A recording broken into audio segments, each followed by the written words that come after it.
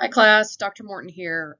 Today I want to talk about what it really means to manage and lead in a political environment. And I want to outline some practical tools that public administrators can use to navigate competing priorities.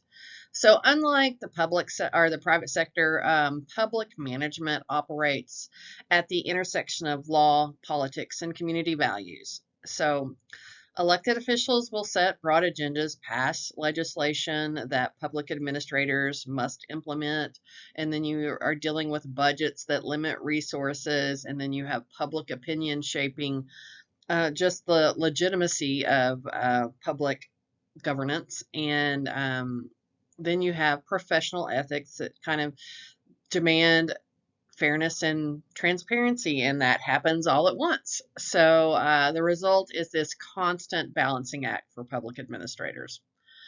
So first, just recognize that every decision is multidimensional.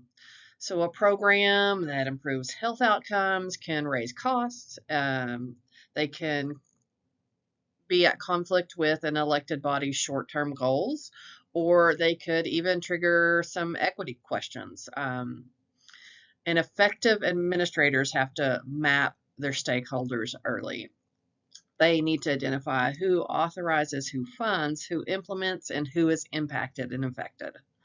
So a simple influence impact matrix can help clarify whose interests must be reconciled and where compromise is possible. It's just a tool for you to help you navigate these competing priorities.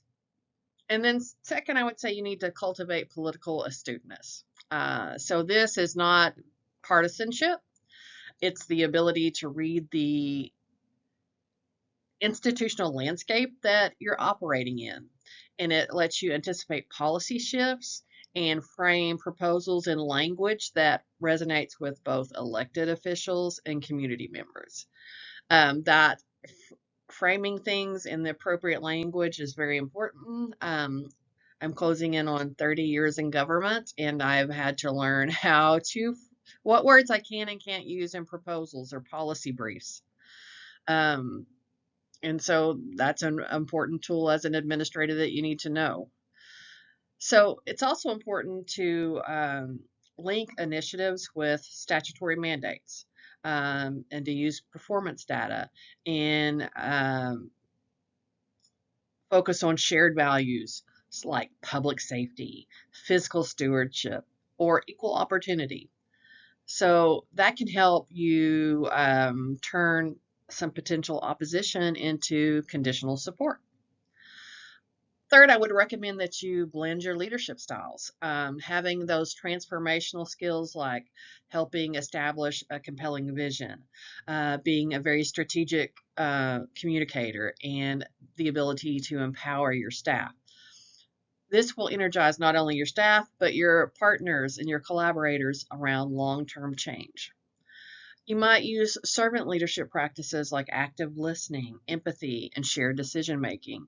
This can help build trust that you would need to weather any kind of controversy or difficult times. And switching between different types of leadership styles is a really effective tool, but you have to be able to read the context and the need of the situation. And sometimes that can just come with time.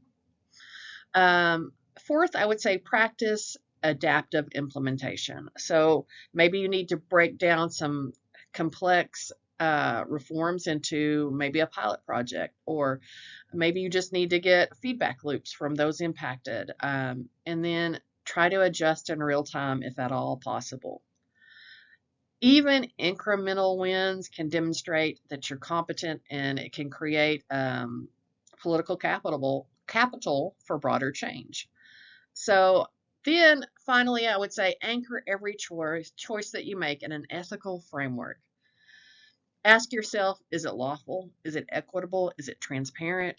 Will it strengthen public trust? And then consistently apply these tests, and it will protect, your community and your credibility as a public manager and a public administrator. And remember that technical expertise isn't sufficient on its own. Successful public leaders integrate their stakeholders and they use stakeholder analysis. They use their political astuteness. They blend their leadership styles. They work on adaptive implementation and they frame everything in firm ethical principles so that you're impactful and you're an effective leader in a very difficult environment often. So when you master these tools, you can advance some meaningful change as a public administrator and a public leader. And this, you can do this even when you have tight budgets, shifting mandates, or diverse community expectations.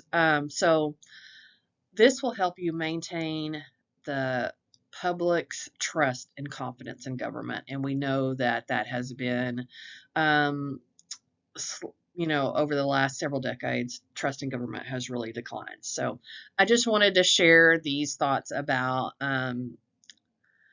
managing and leading in a political environment as a public administrator. Thanks.